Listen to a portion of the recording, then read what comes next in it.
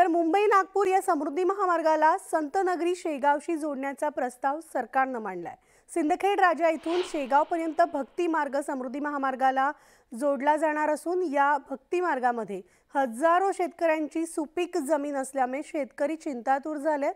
शेतकऱ्यांनी जिल्हाधिकाऱ्यांना भेटून प्रस्तावित भक्ती मार्गाला विरोध दर्शवलाय आणि कुठल्याही परिस्थितीमध्ये या भक्ती मार्गाची निर्मिती करू नये असं निवेदन शेतकऱ्यांनी दिलंय।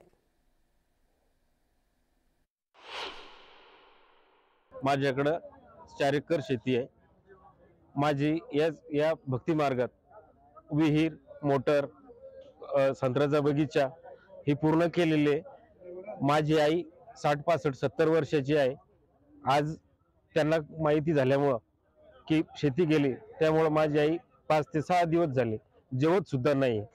जर माझी शेती गेली तर मी माझ्या कुटुंबासहित त्या शेतामध्ये पूर्ण कुटुंब घेऊन आत्मदहन करेल।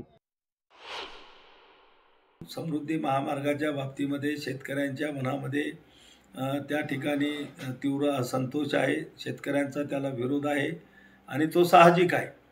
आणि त्या शेतकऱ्यांच्या म्हणण्याला आमचा सुद्धा दुजोरा आहे किंवा आमचं मत आहे की या 3 पैकी जर मध्यमार्ग जो आहे दुसरबीड इंटरचेंजहून शेगावला जाणारा हा जर अपग्रेड केला तर तिथं कोणाच्या जमिनीही जाणार नाही आणि शासनाचा खर्च मोठ्या प्रमाणामध्ये वाचेल।